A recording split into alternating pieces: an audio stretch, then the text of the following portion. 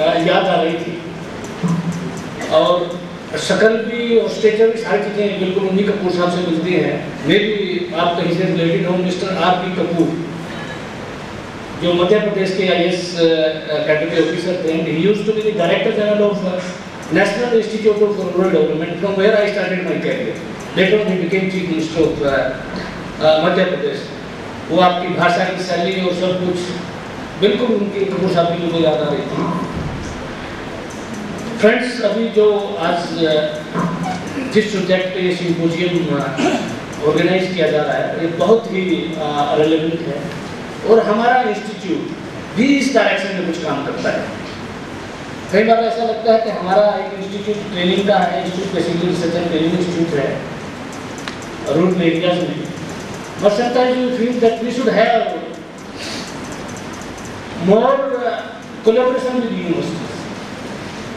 जैसे आज तो एक आवश्यकता महसूस की जा रही है कि यूनिवर्सिटी को भी कम्युनिटी के लिए कुछ काम करना चाहिए, और जैसे अभी आपके यहाँ पर जो ये 2-3 जैसे आपने उपले बनाने की जो एक रूरल टेक्नोलॉजी का एक बहुत बड़ा जो एक बनाया है यहाँ पर, अभी ये वॉशिंग मशीन है, 2-3 चीज़ें और थी, तो मैं तो आपको सजेस्ट करूँगा कि आप अपनी फैकल्टी को कभी हैदराबाद में जैसे इंस्टीट्यूट ऑफ रूरल डेवलपमेंट है NIT हैदराबाद राजेंद्र नगर में, वहाँ पर कभी भेजिए, because they have very big rural technology park.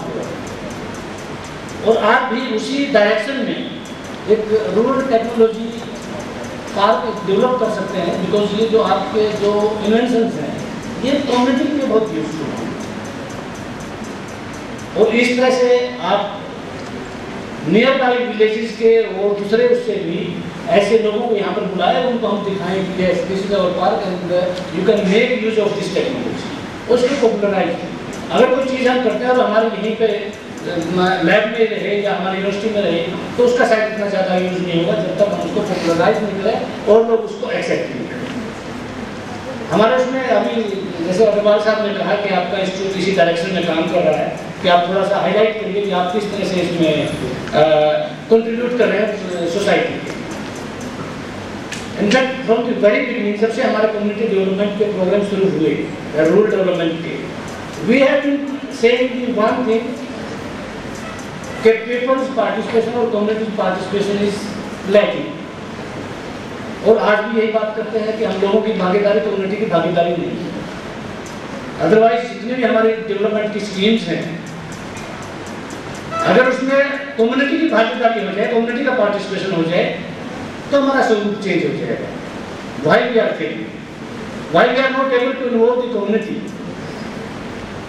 उसके मैं जहाँ तक मेरा पिछले 27-28 साल से मैं रूरल डेवलपमेंट से जुड़ा हुआ हूँ, मेरा मानना यह है कि ये हमने कभी कम्युनिटी को सही मायने में इन्वॉल्व करने की कोशिश ही नहीं की। वो किस तरह से नहीं थी कम्युनिटी को इन्वॉल्व करने की, बिकॉज जब कोई भी हम काम शुरू करते हैं कम्युनिटी के लिए, कभी हमने उसको जो डिसीजन हम ले जा रहे हैं किसी भी प्रोजेक्ट को या प्रोग्राम को इम्प्लीमेंट करने का या शुरू करने का, we never involve the community, rather we are being just imposed, yes ये पर्टिकुलर स्कीम है, ये प्रोजेक्ट है और आपको इसको स्वीकार करना है, वेदर इट्स नीड बेस्ड और not, whether they are interested in that project, क्या उससे कुछ कम्युनिटी को कोई फायदा होगा या नहीं होगा, क्या उस प्रोजेक्ट के बारे में हमने कभी कम्युनिटी को अवेयर किया है, नहीं किया, नहीं हुआ। And this is the simple reason that we have failed in involving the community in developing the rural areas, rural areas, whatever you want to से।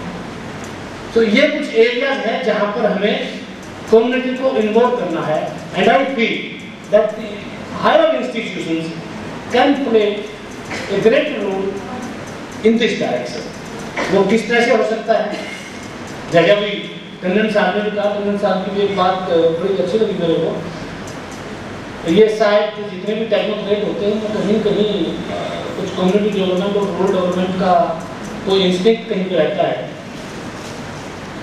You must have heard SK Desh name, who had initiated the first community development project in Nilokhi, SK Desh community development के उसमें,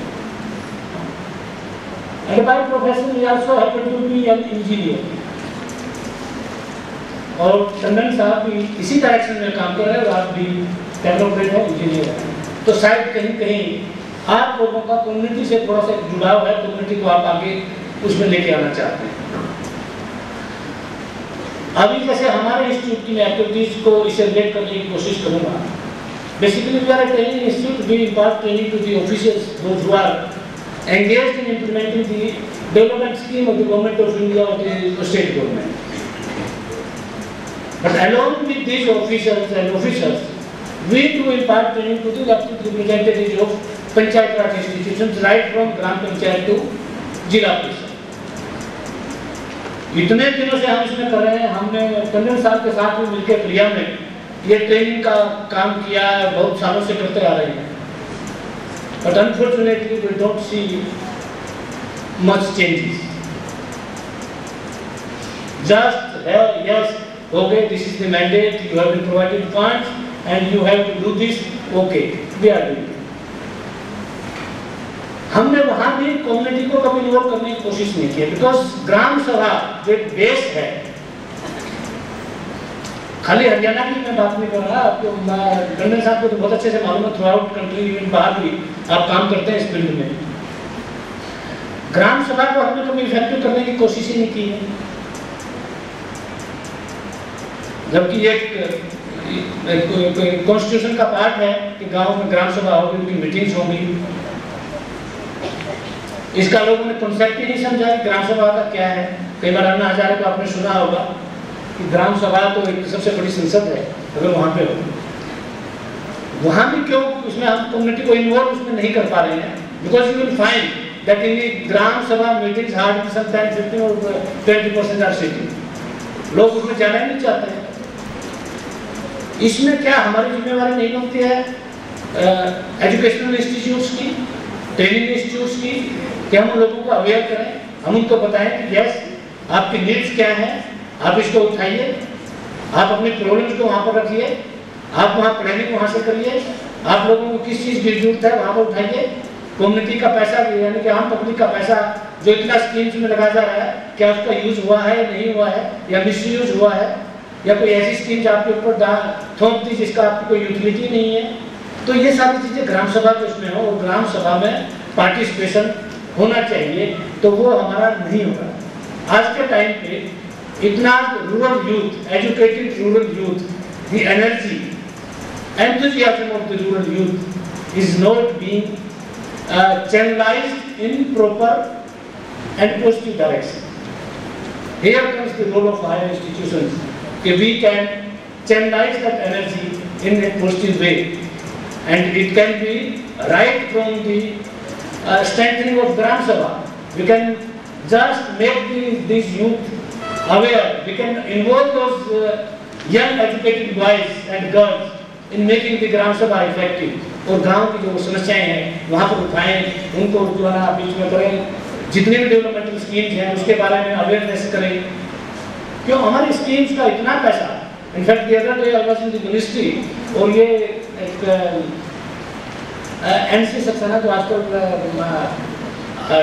council के advisory council के member हैं, तो ये बस telling कि मैं तो कई बार मैंने ऐसे कहा है कि ये जितना पैसा हम स्कीम्स का इतने crore and crore of rupees दे रहे हैं, अगर हम इसकी एक एवरेज निकाल कर देखें तो अगर पर पर्सन हम वो पैसा उनको अकाउंट में उनके डाल दें, तो after 5 years you will see that nobody will be below the poverty line. Where this money is going? Where is the transparency? Where is the accountability? उसके लिए अभी इनफैक्ट गवर्नमेंट ऑफ इंडिया ने एक मिनिस्ट्री ऑफ रूरल डेवलपमेंट ने एक new scheme, new initiative start किया है which is called lab to land, under which Bharat Nirman volunteers are being identified and trained and they are supposed to make the public aware in their own village. अब ये कहाँ तक successful होता है? In fact it's a very good idea कि आप उसी गांव के अंदर, उसी गांव के लड़कों को, लड़कियों को, और भी किसी भी एज ग्रुप के हो सकते हैं, आप उनको आइडेंटिफाई किए, उनको आप ट्रेन करिए और उनको कुछ से 30 हाउसेज 25 हाउसेज की रिस्पॉन्सिबिलिटी दिए कि आपको इनकी हर समस्या का, हर प्रॉब्लम का आपको ध्यान रखना है। गवर्नमेंट की जो भी स्कीम्स है उनके बारे में इनको दिखाना समझाना है ताकि वो उनका सही फायदा उठा सकें। For example we have fair price shop in all villages, whether the rural poor they are getting the prescribed quantity of the material, what is the quality, how frequently they are getting, if we have a CHC or PHC there, how many times doctor visits there, how many women and बच्चे गांव के दूसरे लोग उसका फायदा उठा रहे हैं, कोई है नहीं है, स्कूल में कितनी बार टीचर आते हैं, क्या बच्चों का सबका एनरोलमेंट हुआ है नहीं हुआ, इसको ये जो हमारे वॉलंटियर्स हैं वो उसमें देखकर प्ले ग्रेट होते हैं, because those volunteers they will be a link between the village, block administration, district administration, ताकि वहाँ की समस्याओं को वो उठाएं और वहाँ एडमिनिस्ट्रेशन के लोग उनकी बातों को सुने और उसको इमीडिएटली उसका कोई एक्शन निकालें। For example because the government of India Ministry of Rural Development organized our colloquium every second or third month just to review the progress of this scheme. And I am happy to tell you because in Haryana we have selected only one district under this scheme, that is Karnal district, because it happens to be close to our institute. Rajasthan ने बहुत अच्छा से इसमें काम किया है, and the simple reason is because the state government and the district administration is taking interest in it. वहाँ के डिस्ट्रिक्ट कलेक्टर्स में आए हुए थे, सब मीटिंग में हुई थी, तो वो सबको ये बता रहा था कि हमारे जो वॉलंटियर्स हैं, जो लड़के लड़कियाँ, कि हम उनके साथ सबको हमने अपना मोबाइल नंबर दिया हुआ है, कभी भी कोई प्रॉब्लम है हमारे को इस नंबर पर फोन करिए and we will attend to it. तो he was giving an example कि हम कहीं मीटिंग में थे और किसी वॉलंटियर ने फोन किया कि साहब इस रोड पे एक एक्सीडेंट हो गया और एक ऐसा एक लड़का जो अगर उसको मेडिकल एड मिली तो वो बच सकता है और लेट हो गया तो immediately and immediately collector tells कि मैंने वही पकड़ इमीडिएटली अपने स्टाफ को और पुलिस वालों को करके and we save the life. This could become possible because एक लिंक है वहाँ पर, जो गांव के अंदर बैठे हैं वो बच्चे जो वॉलंटियर्स हैं और डिस्ट्रिक्ट एडमिनिस्ट्रेशन उनको हेल्प कर रहा है। तो हमें आज जरूरत है इस तरह के लिंक बनाने, यूनिवर्सिटीज को, कॉलेजेस को, ट्रेनिंग इंस्टीट्यूट्स को, रिसर्च इंस्टीट्यूट्स को इस तरह का एक बीच में हम कैडर खड़ा करें, जो एक रूरल एनर्जी है उसको हम एक पॉजिटिव वे में एक डायरेक्शन दें। और जो रिसर्च भी हम कर रहे हैं वो रिसर्च भी इस तरह की होनी चाहिए जिसका कम्युनिटी को कोई यूज है।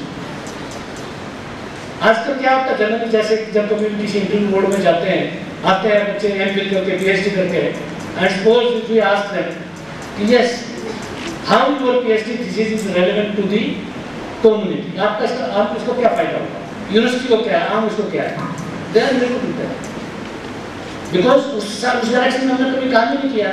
जैसे टंडन साहब कहेंगे we are doing this thing, we are getting degree, yes कि हमने ये पीएचडी की मेरी फॉर्मेलिटी पूरी होगी, मेरी डिग्री होगी and I become eligible for getting a job in some college और यूनिवर्सिटी। अगर यही हमारा क्राइटेरिया रहा तो फिर तो ऐसे ही चलेगा जैसे अभी हमारा चलेगा। हमारा क्राइटेरिया जैसे अभी टंडन साहब भी बताते कि कुछ क्राइटेरिया हो कि हमारा जो रिसर्च वर्क है या जो टीचिंग वर्क है वो कम्युनिटी से किस हद तक रिलेटेड है, कम्युनिटी को उसको कितना फायदा हुआ है, इस तरह का भी कुछ ना कुछ है। अगर हम उसमें कुछ पॉइंट्स रखते हैं तो मेरे ख्याल से कम्युनिटी के लिए यूनिवर्सिटीज एंड हायर इंस्टीट्यूशन कुछ कंट्रीब्यूट कर पाएंगे। और इस तरह से जितने भी जो इंस्टीट्यूट्स हैं, चाहे वो रिसर्च का है, ट्रेनिंग का है, यूनिवर्सिटी का है, उन्होंने अपनी पॉलिसी भी इस तरह की बनानी चाहिए कि हमारा इतने % हम टाइम और अपना वर्क डिवोट करेंगे फॉर द कम्युनिटी डेवलपमेंट और for the village development of the society. अगर आज के टाइम पर हम अपना सोसाइटी की तरफ देखते हैं तो बिल्कुल एकदम डिसइंटीग्रेट होते जा रहे हैं। अभी somebody was telling कि क्या उसमें अभी मल्टीनेशनल कंपनीज में काम करते हैं, बहुत बड़े बड़े पैकेज लेते हैं, अकेले लड़कियां हैं या लड़के हैं अकेले रहते हैं 30 ईयर्स तक, 35 ईयर्स तक, और ऐसी हैबिट हो गई है।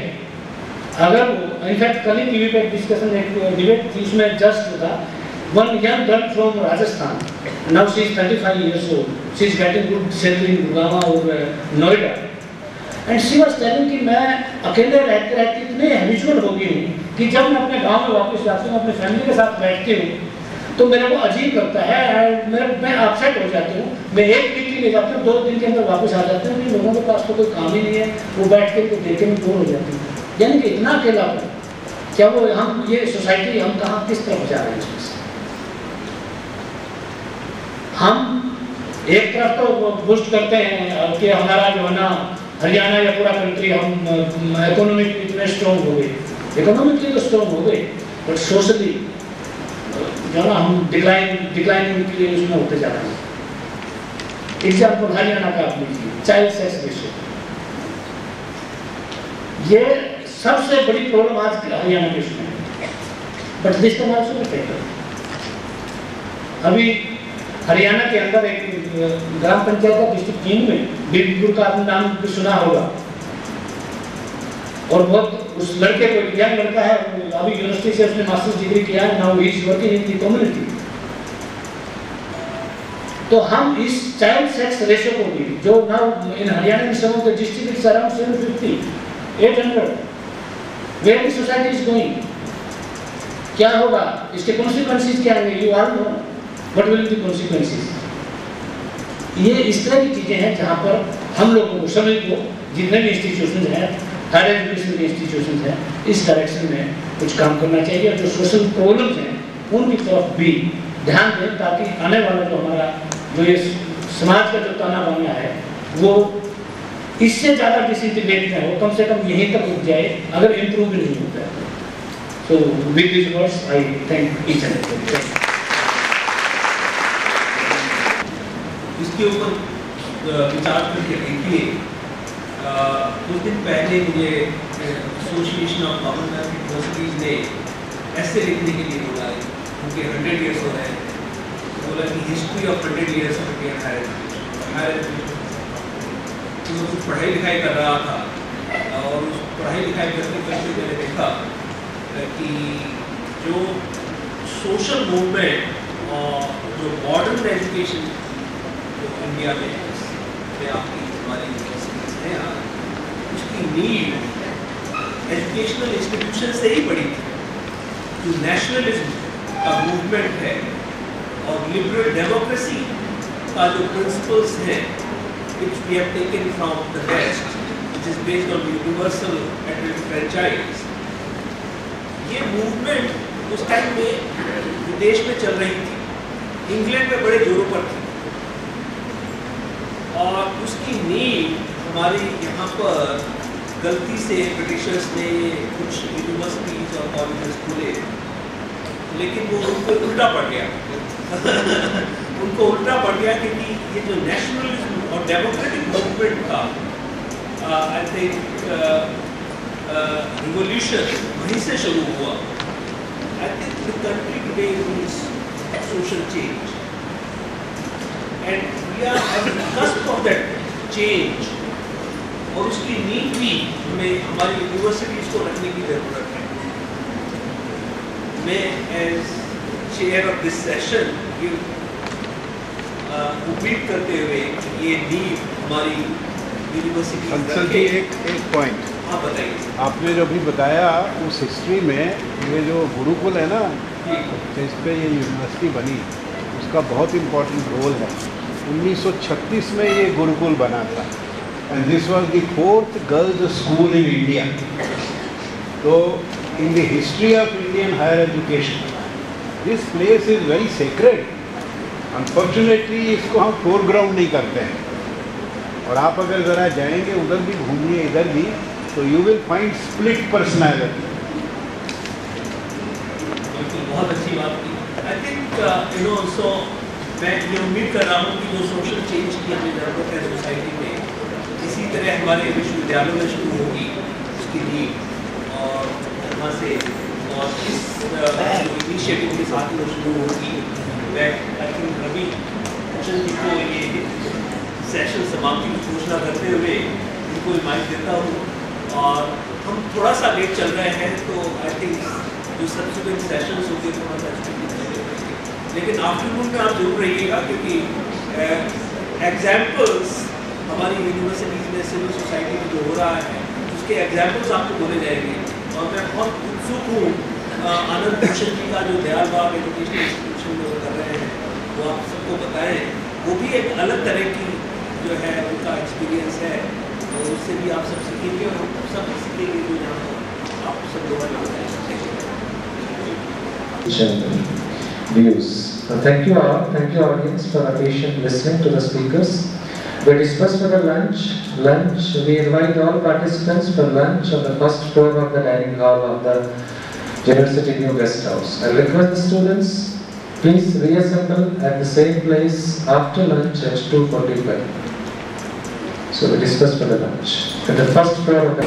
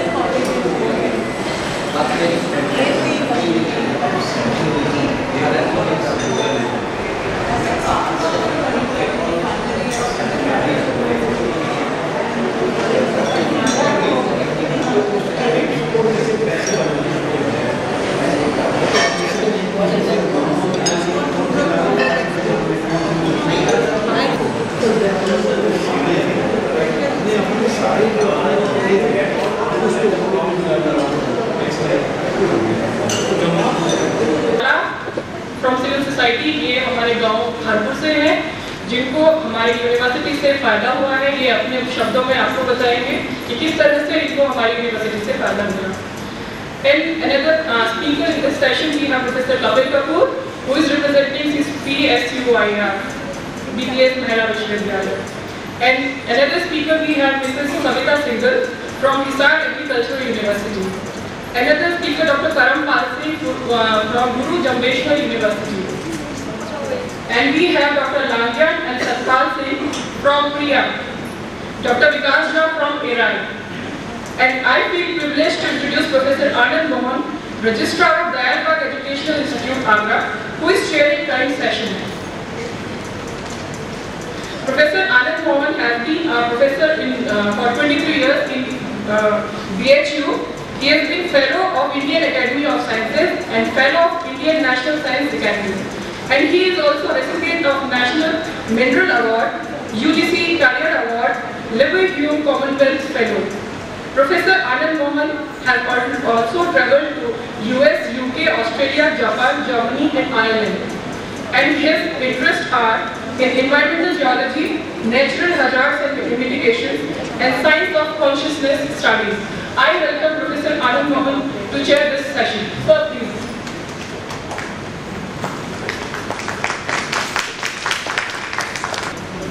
Session forward. Post-lunch session, there is a very good scope for deep meditation.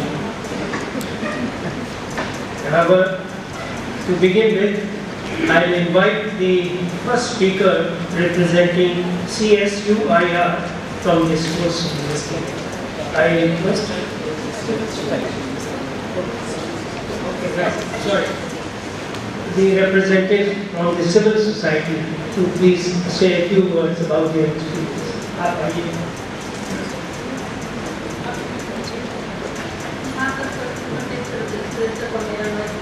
मेरा नाम रेलू, मैं गाँव की रहने वाली हूँ। मैंने 10वीं पास की है। हम बेरोजगार और पास कमाई का कोई भी साधन नहीं था। फिर मैंने प्राइवेट स्कूल में जो थी उससे हमारा गुजारा अच्छी तरह से नहीं चल रहा था। तो मेरे को पता चला सिलाई जा रही है। तो मैंने यात्रा सिलाई सीखी और कुर्सी भरने का काम भी किया। इससे मैंने धीरे धीरे अपना काम बढ़ाया और 7-8 लड़कियों को मैंने सिलाई का काम सिखाया है और जो कुर्सियाँ भरनी है मैंने उनको काम सिखाया, आगे भी अपना काम जारी करें, किसी अन्य को भी सिखा रही हैं। इससे हमारे गाँव वालों को बहुत ज़्यादा फायदा हुआ है। इससे गाँव वालों को तो फायदा हुआ ही है, साथ में जिस तरह से महिलाएं उनको भी उनके अंदर भी बहुत ज़्यादा जागरूकता आई है। ये जो है ना की जो लड़कियाँ ये गाँव में जाती हैं आंगनबाड़ी केंद्रों में और जो पंचायती जगह है उनमें जाकर ये बहुत अच्छा जो है नाटक वगैरह करती हैं। नाटक के जरिए इनको जो होते हैं इनकी बातों को अच्छी तरह से समझ लेती हैं। एक ये जो कल में आंगनबाड़ी सेंटर था उसमें ये गई थी और वहाँ पर इन्होंने जो है एक प्रोग्राम करना था, तो वहाँ पर क्या ये प्रोग्राम करने के लिए गई थी, तो वहाँ पे क्या कहती हैं कि उसके आगे बहुत ज़्यादा गंदगी फैली हुई है। तो इन्होंने सबसे पहले तो वहाँ के लोगों को इकट्ठा किया और उनको समझाया कि ये गंदगी यहाँ पर कैसे फैला रखी है आपने। तो कुछ आदमी आए और कहने लगे यहाँ पर कोई सफाई करने वाला आता नहीं, क्यों नहीं आता? ये माँ हमने तो बार बार बोला है, वे नहीं आ रहे हमारे कहने से। उन्होंने लड़कियों ने बताया उनको कि पहले आप जाके सफाई कर्मचारियों से बात करो, अगर भी आपका कहना नहीं मानते तो सरपंच के पास जाओ। सरपंच भी अगर आपका कहना नहीं मानता है तो हम आपको एक पत्र लिखवाएंगे, उसके द्वारा आपको सभी सुविधाएं उपलब्ध होगी। जब सारे मोहल्ले के लोग इकट्ठे होकर गए तो सरपंच ने बहुत अच्छा हमारी हेल्प की है, हमारा काम आना और आज वहाँ पर पूरी सफाई हो रही है। जब ये बातें ये लड़कियाँ बोल रही थी तो वहाँ पर एक औरत भी आके सुनने लगी, तो उसके पति ने देखा और शराब पी रहा था, तो उसने उसकी बहुत ज़्यादा मारपीट करनी शुरू कर दी। वहीं पे लड़कियों ने उसको वहीं पर पकड़ा और समझा बैठा के 2-3 आंगनबाड़ी वर्करों की ड्यूटी लगाई वहाँ पे कि इसको वर्करों की ड्यूटी लगाई और उनको बताया कि अगर ये बार-बार इसको परेशान करेगा तो हमें बताना। उसको भी आराम से समझाया कि अगर आप इसकी पिटाई करोगे, शराब पियोगे, तो ये जो आंगनबाड़ी वर्कर हैं ये वहाँ पर जाकर बताएंगे हमें और हम आपको पुलिस में पकड़वा देंगे। इससे उसको थोड़ा सा दिलचस्पी भी होने लगी और उन्होंने मारपीट भी बंद कर दी। अब वो शराब तो पीता है लेकिन उसके साथ मारपीट नहीं करता। इससे जो लड़कियाँ गाँव में चलती हैं इसको फायदा बहुत ज़्यादा हो रहा है गाँव वाली औरतों को। उन्होंने और क्या किया, कितना फायदा हो रहा है। कुछ महिला जिस तरह ये बता रही थी लड़कियाँ कि आप गाँव वाली औरतों से कि आप हमारा साथ दो तो हम तुम्हारे साथ हैं। तो जो बूढ़ी औरत थी वहाँ पे कुछ भी खड़ी होगी कहने लगी कि आप हमारे क्या साथ दोगे, छोड़ियो हमने क्या करवा दिया, हमारा हमें 5-6 महीने हो गए पेंशन भी ना मिलती। तो वे कहने लगी ताई तुम्हारी बात हमारे बारे तुम्हारा साथ दो, हमारी याद रहो, हम जिस भी प्रोग्राम करें तुम सारी इकट्ठी हो तो हम तुम्हें पूरा लाभ दिवाएंगे, पूरी बात बताएंगे। इसके अलावा औरतें तो हमने जहाँ भी प्रोग्राम करती सभी औरतें वो साथ बढ़ने लगे, सभी इकट्ठी होने लगी वहाँ पे। तो सभी वहाँ पे इकट्ठी होने लगी तो उन्होंने बताया कि जो है ना वे महिलाएं थी वे बता रही थी तो वे नाटक कर रही थी। उसके द्वारा क्या होता है कि एक छोटा सा लड़का साथ में नाटक देख रहा और हाथ में पीढ़ी ले रहा है, पीढ़ लाग रहा है, पीढ़ी के बीच में नाटक बोलते उन्होंने बताया कि ये जो बच्चा है ये पी रहा है, इससे कितना नुकसान हो रहा है, इनका जो कैंसर है, टीबी है, फेफड़े हैं, ये इससे ही खराब हो रहे हैं। तो वहाँ से भी औरतों ने बहुत ज़्यादा ज्ञान मिला। फिर उन्होंने बताया कि अपनी लड़कियों को बहुत ज़्यादा आगे पढ़ाओ तुम्हें। तो उनके कहने से फिर कहने लगी क्या होगा पढ़ाई जाए आप अगर काम कर रहे हैं। फिर उन लड़कियों ने समझाया MSW वाली लड़कियाँ ने कि अगर ये गाँव में घूमते हैं तुम क्या काम करोगे, सारा करना किसी बेचारा के आदमी उनके साथ कहती रहेगी।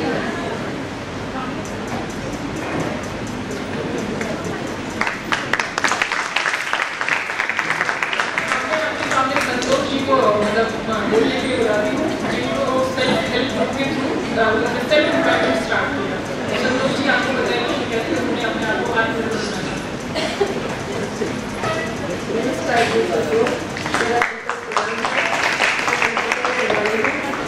मैं बहुत गरीब थी, मेरा मजदूर था, मैं मजदूर थी, हमारे घर में कोई साधन नहीं था। अब ये की लड़की गई, ये बोले भाई सारी जी खराब कैसे क्या काम चल रहा है।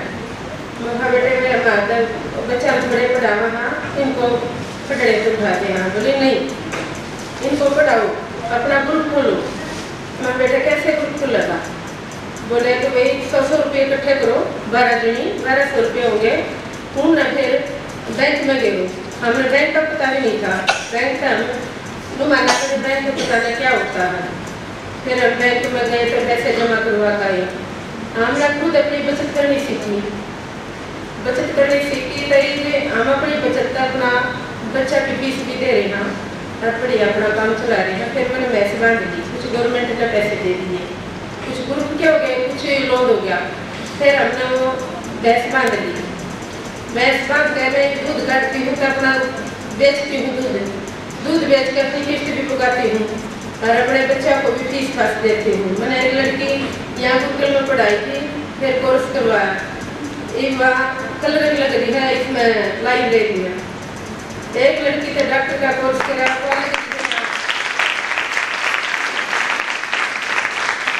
एक लड़की से कोर्स करवाया डॉक्टर का, वहाँ यहाँ इसमें PGI में है।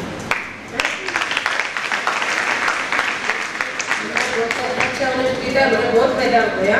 अब ये लड़की की मैं तो अनपढ़ थी, लड़कियां ने मेरे को जस्ट करना सिखाया।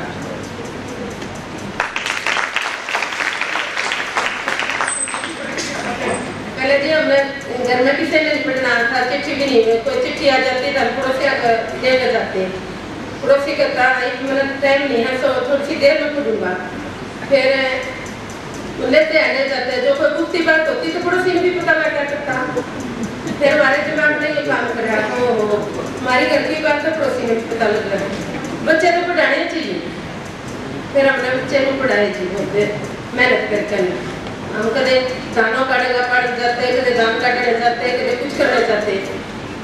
अब है ना अपना ये जो हमने बचत करनी है 100 रुपये वाली, इसका हम बहुत बढ़िया, हमारी लड़कियां हमारे को बहुत बढ़िया ज्ञान हेल्प ग्रुप के थ्रू अपनी दुकान खोली, दुकान फोटोग्राफी है। नमस्कार दीदी, मेरा नाम राजवाला है। हमने किसी बात का ज्ञान लेना जी, हमारे पास ये लड़की गई स्कूल वाली लड़कियाँ गई, फिर हमारे को सिखाया। मेरी को बच्चा हुआ, इन्हें ताया दिस्ताने गई, भी नहीं काट ली थी, उन्होंने मेरी को भी खराब कर दिया, हमारा बच्चा भी खराब कर दिया। फिर लड़कियाँ हमारे को बताया, ताई जी आप यहाँ मत जापा करवाया करो, यहाँ मेडिकल में ले जाओ। हमने ये तो पुराना मेडिकल में दूसरा बच्चा मैंने वहाँ पे जा करवा अपनी बहू का, एक बहू भी ठीक है, बच्चा भी ठीक है। फिर जी मैंने मेहनत करके अपने डांगर पाड़ कर घास फूस काट कर मैंने दुकान करी। कुछ लोगों ने उसका बैंक से लिया, खुद हमने मेहनत करी। जब मैं दुकान के लिए मेरा आदमी शराब किया है, उसने भी क्या कहा कि पूरा दुकान में क्या खाता है। मेरा आदमी सामान लिया जी, कभी वो बैठ जाओ, कभी मेरे बच्चे बैठ जाना, कभी मेरा आदमी बैठ जाए, मेरे बच्चे अपने पढ़ाने शुरू करते हैं।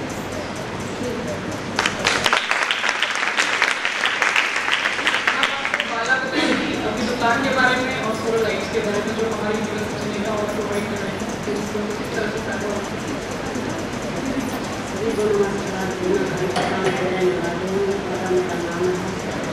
पहले हमारा कोई साधन नहीं था, हम बांध लेते और न्यारी आते घर पर आ जाते, आदमी का बदन पास खेले जाते थे।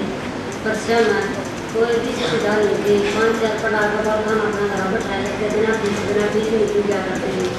फिर ये यूनिवर्सिटी की लड़की गई हमारे पास, इनको हमारे को सरिया को इकट्ठा कराया, फिर हमारे को बताया अगर तुम उनको 12 दिन इकट्ठी होकर ना और अपना ग्रुप बनाओ, 100 रुपये इकट्ठे करो।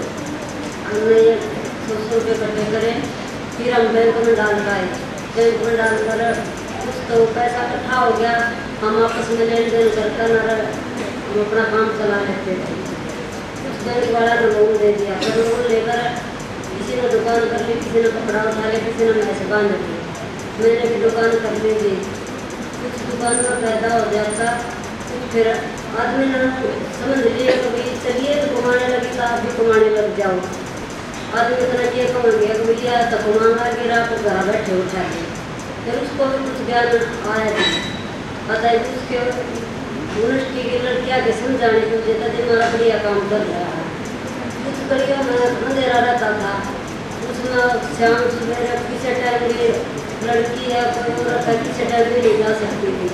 अब ये सोलर लाइट लगाए जी हमने बहुत सुख हो रहा है, किसी टाइम भी हम जा सकते हैं। अंधेरा नहीं रहता भैया में और सारी रात सामना रहा है।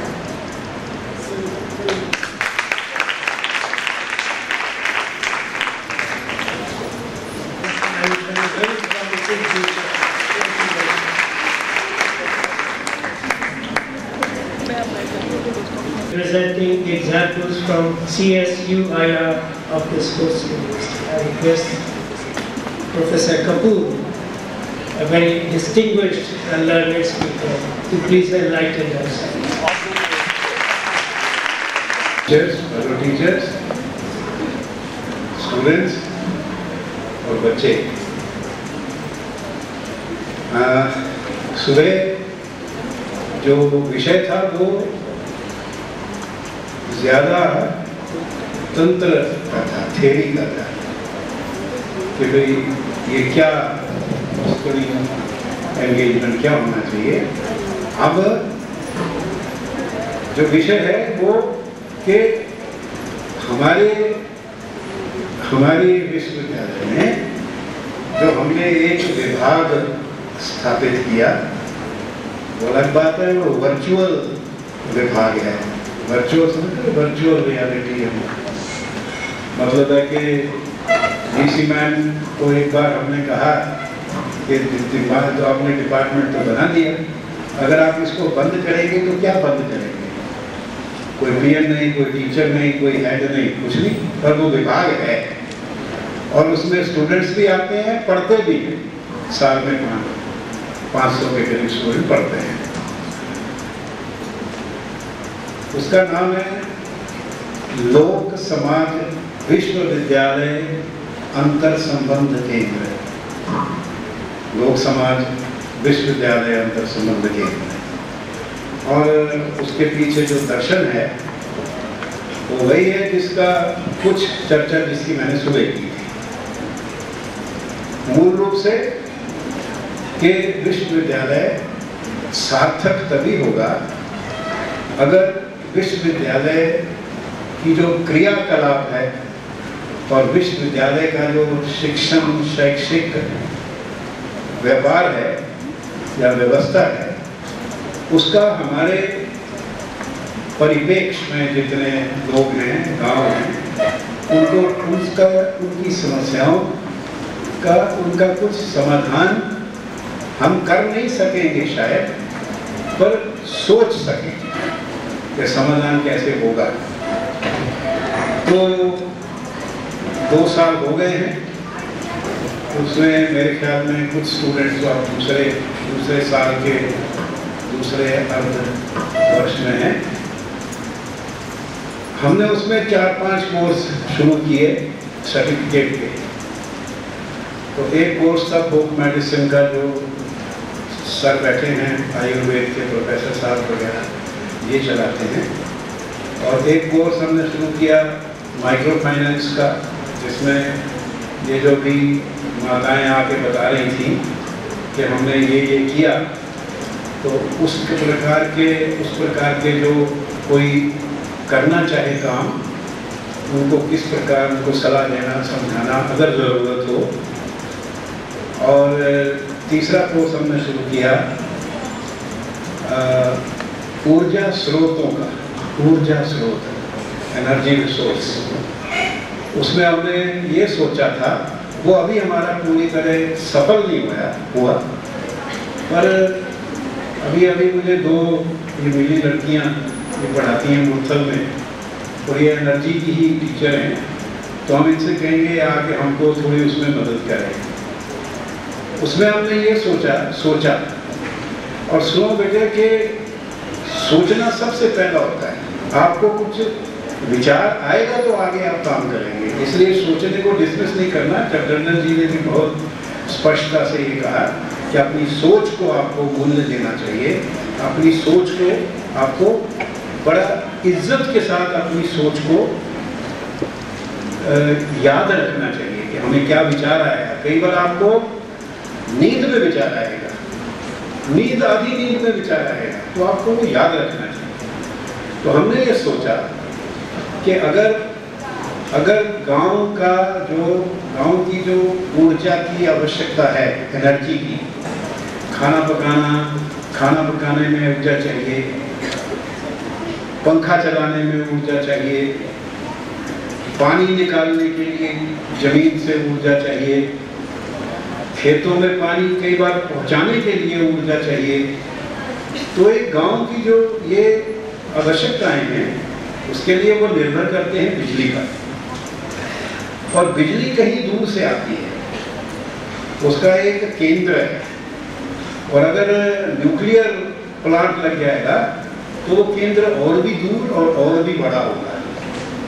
अभी तो वो केंद्र अगर उसमें कोई खराबी आती है तो 400, 200, 150 गांव में फर्क पड़ता है। अगर न्यूक्लियर वाले में खराबी आएगी तो पूरी स्टेट में अंधेरा छा जाएगा। रिसेंटली आपने देखा था पूरे देश में ग्रिड फेलियर हुआ। ये एक दो सिद्धांत हैं, मतलब दो सिद्धांत हैं गवर्नेंस के, मतलब किसी भी समाज को चलाने के। एक है केंद्रीकरण का और दूसरा है स्वावलंबन का। शब्द मुश्किल तो नहीं है। हिंदी आजकल वैसे विदेशी भाषा हो गई है, आजकल अंग्रेजी हमारी अपनी भाषा है और हिंदी हो गई विदेशी भाषा। तो इसलिए अगर कठिनाई हो तो थोड़ा क्षमा करना। स्वावलंबी, स्व अवलंबन, स्व अपने आप पे निर्भर रहना, ये एक सिद्धांत है गवर्नेंस का। और दूसरा है केंद्रीकरण, कि सब इकट्ठा करके एक जगह वहां से बांटा जाएगा, वो भी मिलेगा। और जैसे टैंकी पानी के ऊपर लगा दी तो उसमें से पाइप्स लगा दी, घर में नल लग गए और फिर टैंकी बंद हो गई, उसकी सफाई हो रही है, नल आपका चमक रहा है पर पानी नहीं आता, पानी नहीं आता। तो ये केंद्रीकरण और स्वावलंबन, इसका जो संघर्ष है ये हमारे देश में चल रहा है। लगता है कि स्वावलंबन जो है वो हार जाएगा, केंद्रीकरण इतना तेजी से बढ़ रहा है। इसमें हमने सोचा कि अगर हर गांव में जितने ये जो वेजिटेबल प्रोडक्ट्स हैं, जैसे हम देखें तो तालाब में कितने घास और कितनी वो प्लांट्स लगे होते हैं, वो है उनको बायो मटीरियल कहते हैं, उनके भी गैस बन सकती है, गोबर की गैस बन सकती है। और विंड 8 महीने यहाँ हरियाणा में खूब हवा चलती है, 7-8 महीने। पूर्वा चलने से थोड़ी देर पहले, पूर्वैया चलने से पहले हवा शुरू हो जाती है मार्च अप्रैल में, और फिर अक्टूबर तक, जब तक ये वर्षा ऋतु है, हवा चलती है। तो क्या ऐसे कुछ उस विंड का प्रयोग हो सकता है? जैसे गुजरात में पूरे कोस्ट के ऊपर उन्होंने विंड मिल लगा रखी, हर विंड मिल जो है वो बिजली पैदा करती है, उसको उन्होंने जोड़ रखा है, वो बिजली इकट्ठी होती है फिर इस्तेमाल होती है। इसमें लाभ ये है कि अगर हम बायो, गोबर, विंड और सोलर एनर्जी, आपको शायद आप लोग बार पढ़ते हो, तो अभी गुजरात में उन्होंने सारी नहरों के ऊपर सोलर पैनल लगा दिए हैं, क्योंकि जो सूर्य ऊर्जा इकट्ठा करने का जो संयंत्र है, पैनल बड़ा होता है, और अगर आप जमीन पे लगाएंगे तो कई एकड़ भूमि में लगाना पड़ेगा। उन्होंने नहरों पे लगा दिए, उसका क्या लाभ हुआ? एक तो धरती जो कृषि के काम आ सकती, दूसरे काम आ सकती है, उसकी जरूरत नहीं पड़ी। और दूसरा, जो नहर का पानी वाष्प बन के उड़ता था, वाष्प बन के उड़ता था, वो उड़ना कम हो गया, 30% कम हो गया। तो ये हमने एक चीज सोची। अब इसमें हमें ज्यादा इस कोर्स में अभी सफलता नहीं मिली। सफलता इसलिए नहीं मिली कि हमको इसमें कई प्रकार के लोग चाहिए। लड़कियां हैं, एंड लड़कियों में उसमें एंथुसियाज्म भी है, जोश भी है, पर जो एक्सपर्ट्स चाहिए टेक्नोलॉजी के, सोलर एनर्जी के, सूर्य ऊर्जा के, वो हमें मिलते नहीं है। तो ये जो एक कोर्स है, माइक्रो फाइनेंस दूसरा बहुत अच्छा चल रहा है, और फोक मेडिसिन भी अच्छा चल रहा है, ये एक काम। दूसरा, हमने सोचा कि बच्चों को भेज के ये देखा जाए कि गांव में क्या क्या करने को है। एक बात बड़ी हमारी बड़ी साख थी कि हमने ये कभी नहीं माना कि हम गांव वालों से ज़्यादा सियाने हैं, ये हमने नहीं माना। हमने हमेशा ये माना, जैसे आई थिंक सूरज सिंह जी ने कहा और टंडन साहब ने भी कहा कि जो गांव के वहाँ लोग थे वो रिजर्वायर ऑफ नॉलेज, ज्ञान का भंडार।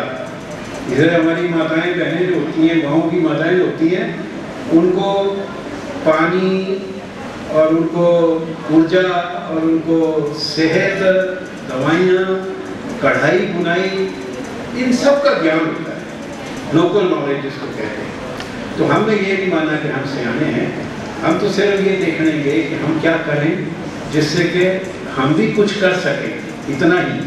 और हम ये भी देखने गए कि हम उनसे क्या सीख सकते हैं, उनसे क्या सीख सकते हैं, क्योंकि ये जो फॉस्टरिंग है ये संवाद से होगा, डायलॉग से और सहयोग से होगा, कोऑपरेशन से। तो हमने कोशिश की कि उनको बुलाएं और यहाँ उनको हम लेक्चर करवाएं, लड़कियों को ऐसी चीज़ों के जो पढ़ाई लिखाई के साथ लड़कियाँ भूलती जाती हैं।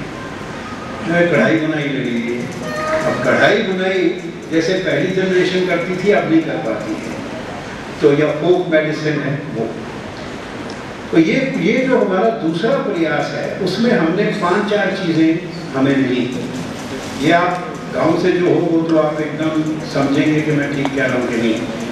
पहला मैंने सुबह भी कहा था कि गांव का जो इस्तेमाल किया हुआ पानी है उसकी जो निकासी है वो गांव के चारों तरफ 2-3 जगह वो पानी इकट्ठा हो जाता है और गंदे पानी का एक छोटा सा तालाब, तलैया, तालाब भी नहीं, तलैया बन जाती है। ठीक है, ताल तलैया तालाब, तलैया ताल तालाब, तीन गर्दान बन जाती है ना, छोटा बन जाता है और वो गंदा होता है, उसके ऊपर जाला बना होता है। तो ये वो वातावरण को दूषित करने वाला है। उसका हमने सोचा कि इसका क्या इलाज है, ये एक चीज़। दूसरी सफाई के सेंस में, जैसे मैंने सुबह कहा कि जब गोबर को लेके चलते हैं तो वो गांव में एक जगह होती है जहाँ सब डाला जाता है और वो जगह क्योंकि वो कॉमन लैंड है, सबका साझा है, उसकी सफाई नहीं होती, वो ऐसे रहता है, हम पड़ा रहता है। फिर वहाँ लोग जाके बनाती हैं, माता लोग बना के वो गोबर धूप से बनाती है ये। तो क्या उसका कुछ किया जा सकता है सफाई? इसी तरह जो गलियाँ होती गाँव की गलियाँ जहाँ ईंटें भी लगी हुई हैं वहाँ भी, तो ये हम लोग जो शहर से आते हैं हम लोग को ये, हमें तो सुविधाएं सरकार दे देती है, सड़कें सफा करा देती है, सब करा देती है, गाँव में तो नहीं होता ही। तो उसको कैसे करेंगे, उसका क्या तरीका है? और तीसरा हमने देखा कि आप भी देखती हैं कि सुबह और शाम को 2 बार बहनें, यंगर एज की लेडीज, लड़कियाँ, वो मटका उठा के पीने का पानी लेने जाती है और वो पीने का पानी हैंडपंप से लेती है, ठीक है ना। और वो हैंडपंप जो होता है या तो तालाब के किनारे होता है या आगे आगे थोड़ा नहर के किनारे और मेन सड़क चलती है ये एक साथ, उस सड़क से सारे डेवलपमेंट कमिश्नर स्टेट के निकलते हैं, है नी, डेवलपमेंट कमिश्नर लंबी गाड़ी में, और उन सब के घर में आरओ लगा होता है, रिवर्स ऑस्मोसिस। किसी के दिमाग में ये नहीं आता कि ये पानी जो तालाब के किनारे के हैंडपंप से गांव के लोग ले जाते हैं, पीते हैं, उसमें उसका क्या अस्तित्व है, उसमें कुछ प्रदूषण तो नहीं। तो हमने एक किया एग्जाम, उसमें पता, हमने एक जगह से पानी लेके सोनीपत से टेस्ट कराया और फिर एक माता को रिक्वेस्ट किया कि इस पानी को 2 दिन यूज़ ना करना, घड़े में रखो। फिर घड़े में रखने के बाद उसको फिर टेस्ट कराया, क्योंकि जो वाटर कैंडल होती है प्यूरीफायर की वो भी क्ले की होती है, तो क्या घड़े में रखा हुआ पानी उसमें कुछ प्रदूषण खत्म होता है कि बढ़ता है? ये जो इस तरह की R&D है, इस तरह का जो काम है, ये एक बड़े स्तर पे, ऑर्गेनाइज स्तर पे होना चाहिए, हुआ नहीं। दूसरा ड्रिंकिंग वाटर का प्रॉब्लम, शाम के वक्त 4 बजे के करीब घर का काम खत्म करके जब बहने जाती हैं पानी लेने, तो वहाँ थोड़ा उनको फुर्सत होती है तो काफ़ी जाती हैं, तो पंप के आसपास 20-22 बैठी होती हैं और एक पानी भर रही होती है। और वो 20-22 का बहुत टाइम लगता है। अब जहाँ से वो पानी लेती हैं वहाँ पे एक ही हैंडपंप क्यों? जैसे हम टिकट लेने जाते हैं ना, तो कहीं लाइन लगी हो तो हम कहते हैं गवर्नमेंट बड़ी खराब है, इतने लोग हैं, 4 विंडोज क्यों नहीं बना सकते? हमें अपना तो एकदम समझ आ जाता है, पर वहाँ एक ही पंप है। आप देखिएगा, इसी सड़क पे जाइए, आप शाम को 3-4 बजे जाइए तो आपको ये दिखेगा। और दूसरी बात ये कि ठीक है तो अब now I invite Dr. Mrs. Savita Singhal from Haryana Agriculture University, where she has been there as Professor of Family Resource Management for the last 32 years. She has been the Dean of the Faculty of Food Science and Visiting Professor to many universities in Germany, USA and Canada. I request Mrs. Dr. Savita Singhal. Galaxy of speakers and guests, faculty members, students, ladies and gentlemen. मैं सोच रही थी बैठे हुए कि मैं बहुत fortunate हूँ कि मुझे आज इस सिम्पोजियम का मैं हिस्सा बनी और इसके माध्यम से मुझे बहुत ही अच्छे स्पीकर्स को सुनने का मौका मिला।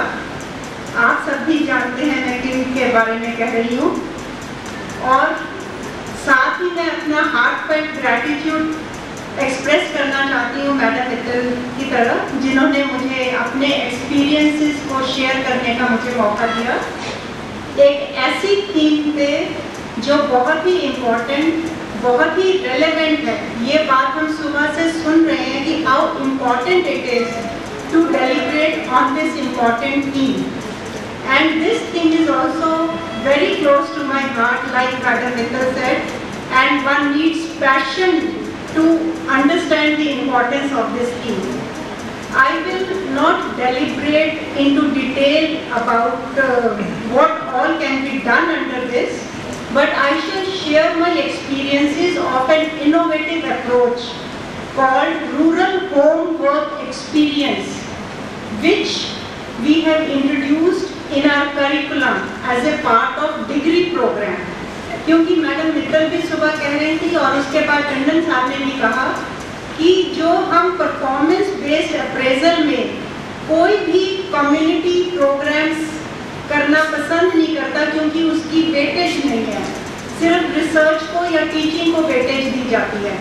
और इसी चीज़ को मद्देनजर रखते हुए हमने एक प्रोग्राम शुरू किया है कॉल्ड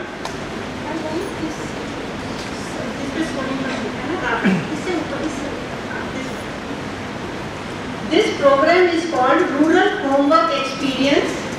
ये प्रोग्राम हम अपने BSc होम साइंस के फाइनल ईयर स्टूडेंट्स को ऑफर करते हैं। पहले मैं ये बताना चाहती हूँ कि नेक्स्ट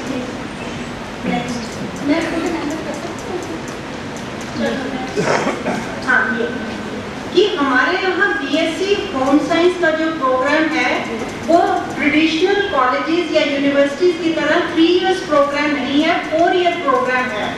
इसको 4 ईयर हमने 2001 में किया ताकि इसको बाकी BSc प्रोग्राम्स के बराबर प्रोफेशनल कोर्स समझा जा सके। Otherwise in other colleges it's a 3 years degree program. अब 4th ईयर में it's a very unique year for the students. 4th year में आते आते 2 सेमेस्टर्स हैं जिसमें बच्चे एक अपना प्रोफेशनल इलेक्टिव चुन लेते हैं। 3 साल तक वो जनरल होम साइंस करने के बाद एक स्ट्रीम चुनते हैं जिसमें उनकी स्किल ज़्यादा होती है और जिसमें उनको लगता है कि वो कोई प्रोफेशनल काम शुरू कर सकते हैं। तो फिर 1st सेमेस्टर में हम उन्हें सिर्फ स्पेशलाइज्ड कोर्सेज ही देते हैं pertaining to that professional elective stream. और 2nd सेमेस्टर जब आता है फाइनल ईयर का, उसके फर्दर 2 कंपोनेंट्स हैं। One is a rapid program for 12 weeks और 8 वीक्स की हम स्टूडेंट्स को इनप्लांट ट्रेनिंग ऑफर करते हैं, जहां वो इंडस्ट्री में जाके अपने प्रोफेशनल सब्जेक्ट में हैंड्स ऑन ट्रेनिंग लेती हैं ताकि वो अपना काम खुद शुरू कर सकें। So I will be talking only about this programme which is offered for 3 months as a part of the curriculum, and it is graded for the students and the teachers get the credit for offering this course. Next.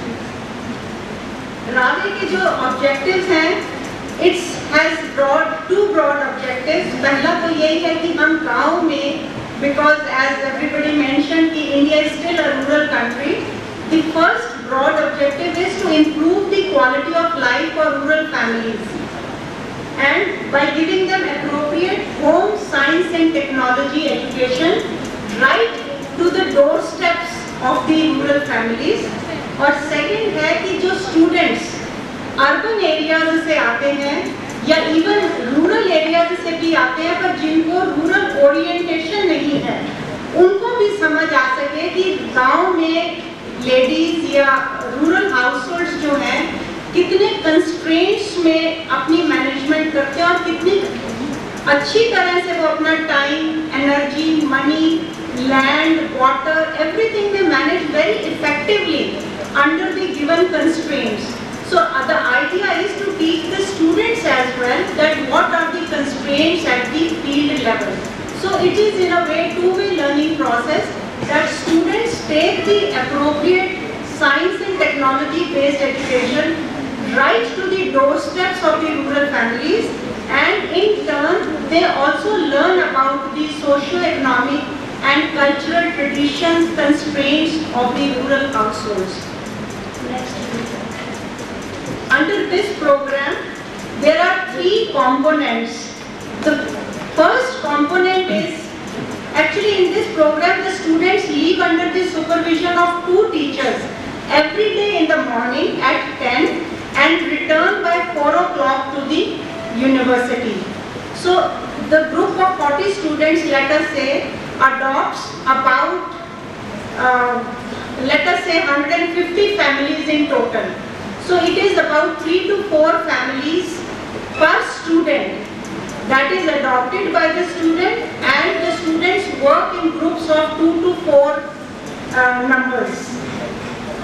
The three technical components, the first component involves imparting of general home science and technology education like sanitation, energy conservation, maternal health, child health, personal hygiene, nutritious diet, special diets for pregnant and lactating women, and these kind of components which are taught to the students in the first 3 years of their curriculum.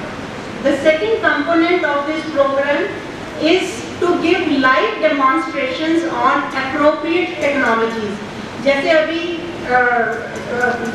Doctor Kapoor कह रहे थे appropriate technologies के लिए आपके पास expert faculty नहीं है, but at our university and college we have been conducting research and developing and propagating appropriate technology for rural areas.